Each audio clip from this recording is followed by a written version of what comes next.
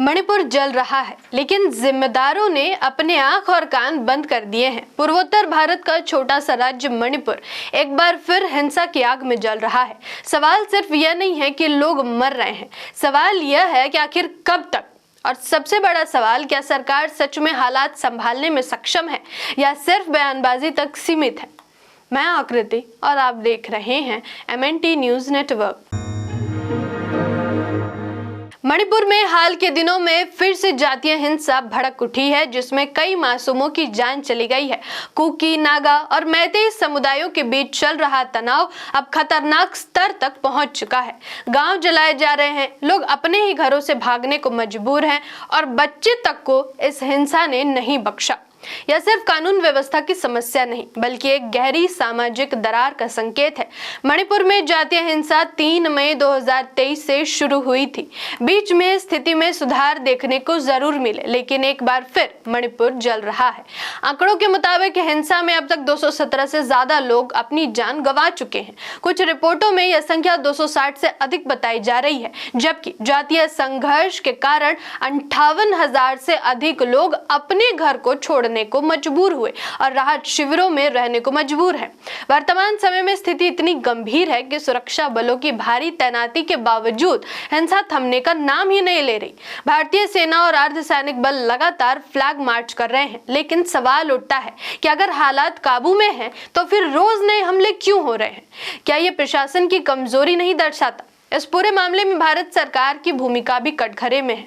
लंबे समय से चल रही इस हिंसा को रोकने के लिए ठोस कदम क्यों नहीं उठाए गए? क्या केवल कर्फ्यू लगाना और इंटरनेट बंद करना ही समाधान है?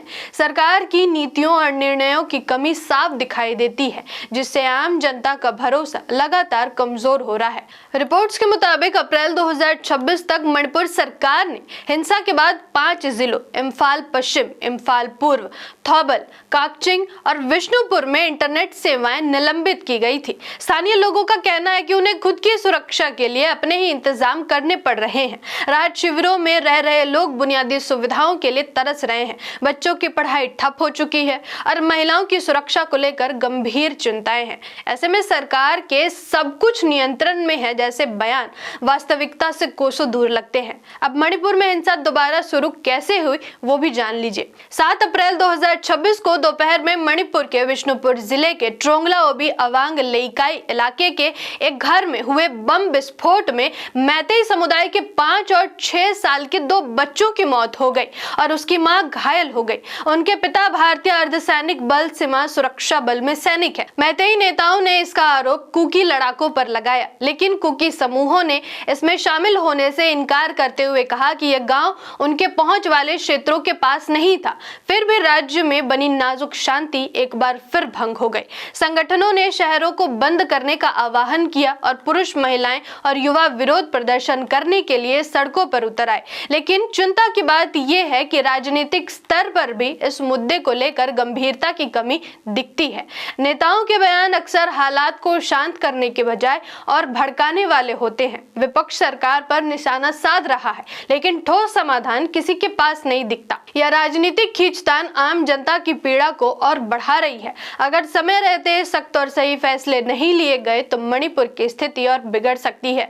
जरूरत है निष्पक्ष जांच, संवाद और भरोसे की बहाली की। केवल सुरक्षा बलों के भरोसे शांति कायम नहीं की जा सकती। इसके लिए सामाजिक और राजनीतिक इच्छा शक्ति दोनों की जरूरत है। मणिपुर की यह त्रासदी हमें यह सोचने पर मजबूर करती है कि क्या हमारी सरकारें सच में संकट के समय जनता के साथ खड़ी होती है या सिर्फ कागजी योजनाओं तक सीमित रहती है।